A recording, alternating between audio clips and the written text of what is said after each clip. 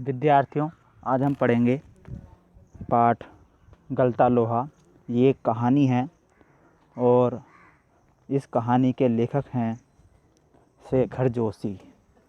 ठीक है, इस कहानी के लेखक हैं शेखर जोशी। इन्होंने कहानी लिखी है और इस कहानी में इस कहानी के जो मुख्य पात्र हैं मोहन, उसी के ज़रिए इन्होंने इस कहानी में जो जातिगत भेदभाव है उस पर कटाक्ष किया है। इस कहानी में जो मुख्य पात्र है मोहन है, एक बालक मोहन, और इनके पिता का नाम है बंशीधर। ठीक है, और दूसरे पात्र हैं इस कहानी में धनराम, जो मोहन का सहपाठी है, मोहन की कक्षा में साथ पढ़ता है और जाति से लोहार है, और इनके पिता का नाम है गंगाराम। और इनको पढ़ाने वाले जो टीचर हैं उनका नाम है त्रिलोक सिंह, जो इनको पढ़ाते हैं मास्टर त्रिलोक सिंह। गलता लोहा शेखर जोशी की कहानी कला का एक प्रतिनिधि नमूना है, यानी कि एक मुख्य नमूना है इनकी कहानी का। समाज के जातिगत विभाजन पर कई कोणों से टिप्पणी करने वाली यह कहानी इस बात का उदाहरण है कि शेखर जोशी के लेखन में अर्थ की गहराई का दिखावा और बड़बोलापन जितना ही कम है। मतलब इनकी कहानियों में दिखावटीपन कम है, वास्तविक अर्थ गंभीर्य उतना ही अधिक। इनकी कहानी वास्तविकता पर आधारित है। लेखक की किसी मुखर टिप्पणी के बगैर ही पूरे पाठ से गुजरते हुए हम यह देख पाते हैं कि अब देखिए इस कहानी में क्या है, एक मेधावी किंतु निर्धन ब्राह्मण युवक मोहन, जो मोहन है वह जाति से ब्राह्मण है और बहुत निर्धन है, लेकिन पढ़ने में बहुत होशियार है। और वह किन परिस्थितियों के चलते उस मनोदशा तक पहुंचता है जहां उसके लिए जातीय अभिमान बेईमानी हो जाता है, यानी कि जातिगत जो भेदभाव है वह उसको सही नहीं समझता है। सामाजिक विधि निषेधों को ताक पर रखकर जो सामाजिक नियम है बनाए हुए कि नीची जाति के घर नहीं जाना, उसके घर कुछ नहीं खाना, उसके साथ नहीं बैठना उठना, इन नियमों को ताक पर रखकर, इन नियमों को मतलब कि छोड़ करके वह धनराम लोहार के ऑफर पर बैठता है ही नहीं।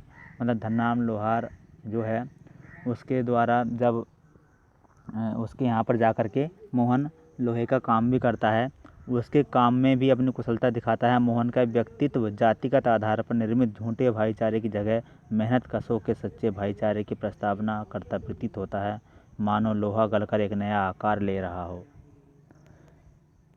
मतलब जो लोहा होता है उसको गरम करके उसको कुछ भी आकार दिया जा सकता है। उसी तरह से जो मोहन है, जो मोहन को मास्टर साहब और उसके जो परिवार वाले थे, पिताजी बनाना कुछ चाहते थे, बन कुछ जाता है, तो उसने नया आकार ले लिया, इसलिए इस कहानी का नाम है गलता लोहा। चलिए देखते हैं कहानी में और क्या क्या है। मोहन और धनराम ये दोनों स्कूल में पढ़ते हैं, प्राइमरी स्कूल में, और इनको जो पढ़ाने वाले टीचर हैं उनका नाम है मास्टर त्रिलोक सिंह, वो पढ़ाते हैं। अब कक्षा में आपने देखा होगा कुछ बच्चे बहुत होशियार होते हैं, कुछ कम बुद्धि वाले भी होते हैं, सभी तरह के बच्चे होते हैं। इसी तरह से जो मोहन है बहुत होशियार बालक है, कक्षा का सबसे ज़्यादा, और जो धनराम है कम बुद्धि का बालक है। तो जो मास्टर त्रिलोक सिंह हैं, इन्हें मोहन से बहुत उम्मीदें थीं। कक्षा में किसी छात्र को कोई सवाल न आने पर वही सवाल वे मोहन से पूछते और उनका अनुमान सही निकलता। मोहन ठीक ठीक उत्तर देके उन्हें संतुष्ट कर देता। मतलब मास्टर साहब सोचते थे कि हाँ, ये इस प्रश्न का उत्तर मोहन ज़रूर दे देगा, और उनकी बात सही निकलती, और तब वे उस फिसड्डी बालक को दंड देने का भार मोहन पर ही डाल देते थे। यानी कि मोहन से ही वह कक्षा के दूसरे बालकों को दंड दिलवाते थे, पिटाई करवाते थे। पकड़ इसका कान और लगवा इससे 10 उठक बैठक, वे आदेश दे देते। धनराम भी उन अनेक छात्रों में से एक था जिसने त्रिलोक सिंह मास्टर के आदेश पर अपने हमजोली मोहन के हाथों कई बार बेंत खाए थे। जो धनराम था कम बुद्धि का बालक, मोहन का दोस्त था, लेकिन मास्टर त्रिलोक सिंह के कहने पर मोहन के द्वारा उसको भी बेंत खाने पड़े थे, धनराम को भी, और कान भी खिंचवाने पड़े थे। मोहन के प्रति थोड़ी बहुत ईर्ष्या रहने पर भी धनराम प्रारंभ से ही उसके प्रति स्नेह और आदर का भाव रखता था। अब देखिए, जो होशियार बालक होता है उससे कुछ बालकों को ईर्ष्या हो ही जाती है। इसका एक कारण शायद यह था कि बचपन से ही मन में बैठा दी गई जातिगत हीनता के कारण धनराम ने कभी मोहन को अपना प्रतिद्वंदी नहीं समझा, बल्कि वह इसे मोहन का अधिकारी समझता था। बीच बीच में त्रिलोक सिंह मास्टर का कहना था कि मोहन एक दिन बहुत बड़ा आदमी बनकर स्कूल और उनका नाम ऊंचा करेगा। धनराम के लिए किसी और तरह से सोचने की गुंजाइश ही नहीं थी। तो देखिए, आगे देखते हैं।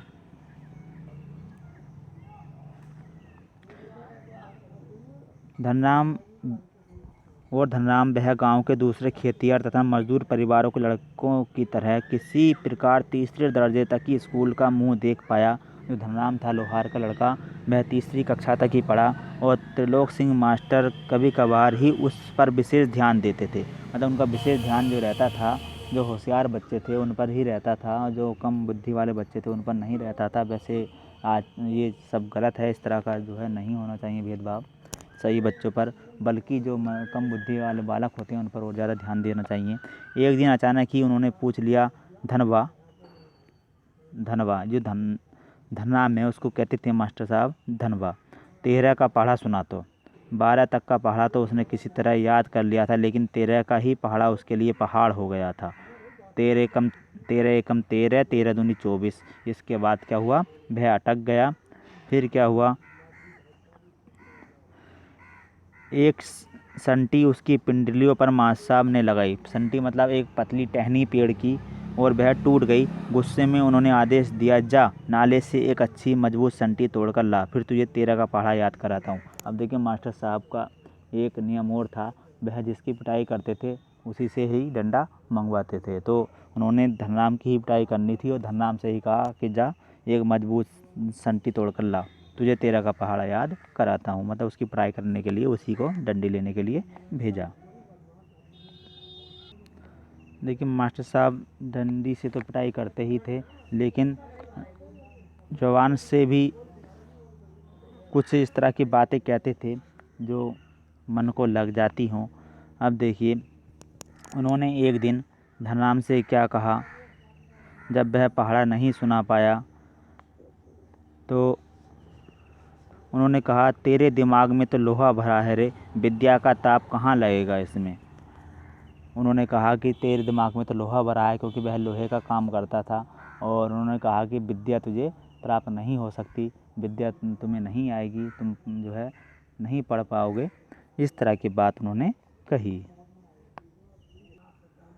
अब जब स्कूल चलता रहा और 5वीं तक की पढ़ाई मोहन ने पूर्ण कर ली, उसके बाद में जो इनके पिता थे मोहन के, बंशीधर, उनको चिंता हुई इसके आगे की पढ़ाई की, क्योंकि वह मोहन को कुछ बनाना चाहते थे पढ़ा लिखा करके।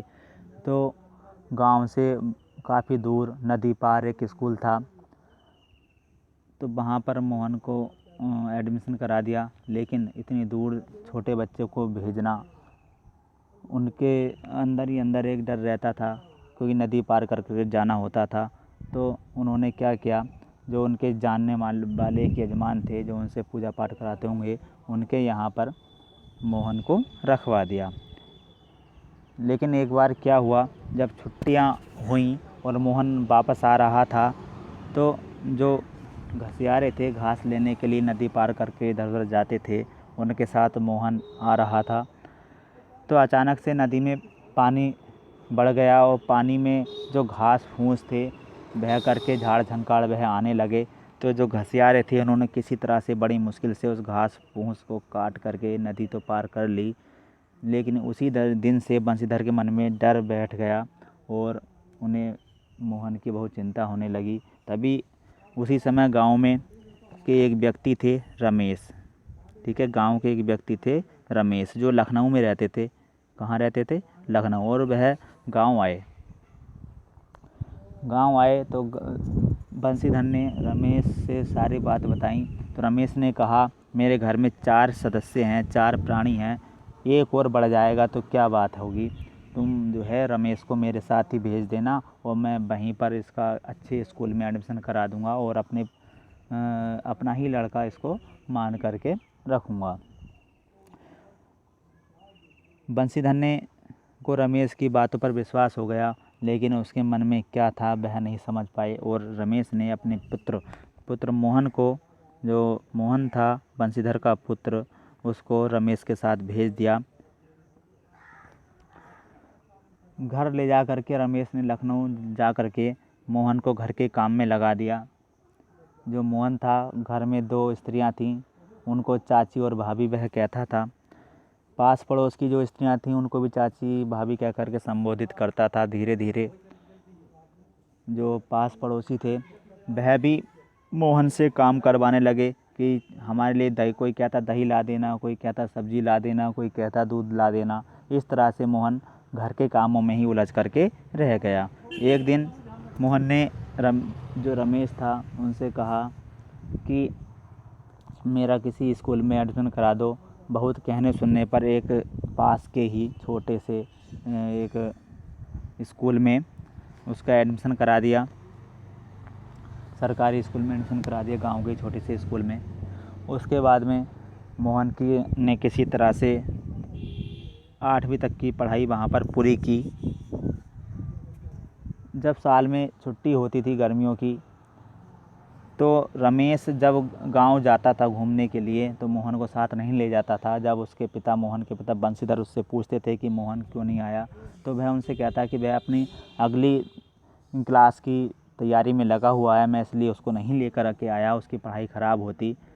इस तरह से कह कर के समझा देता। बंसीधर भी बहुत खुश होते कि हाँ चलो मेरा बेटा पढ़ाई में लगा हुआ है इसलिए नहीं आया। लेकिन हकीकत कुछ और थी। वह वहाँ पर नौकर बना हुआ था, नौकरों की तरह से काम करता था। अब जब लेकिन 8वीं क्लास पास करने के बाद में मोहन घर आया। घर आकर के छुट्टियां काट करके जब वापस लखनऊ गया तो जो रमेश के घर वाले थे वह उसकी आगे की पढ़ाई करवाना नहीं चाहते थे और उन्होंने इसके पीछे जो घर की औरतें थीं और घर के सदस्य थे, उन्होंने कहा कि अनगिनत अनेकों BA MA पास पढ़े हैं और उन्हें कुछ काम नहीं मिलता, ना ही उनकी कोई नौकरी लगती है, तो तुम क्या करोगे आगे पढ़ करके। इस तरह के उन्होंने तर्क दिए और किसी जानने वाले की मदद से उन्होंने रमेश को एक ITI स्कूल में उसका एडमिशन करा दिया। और किसी तरह से रमेश ने 1-1.5-2 साल वहाँ पर उस स्कूल में काटे और घर का काम भी किया। फिर फैक्ट्रियों में दर की ठोकरें खाने लगा, लेकिन कहीं पर भी नौकरी नहीं मिली तो वापस अपने गांव आ गया, घर आ गया। और बंसीधर बूढ़े हो चुके थे, उनसे कोई काम नहीं होता था। तो फिर एक बार मोहन ने अपने पिता का कुछ काम कम करने के लिए, कार्यभार कुछ कम करने के लिए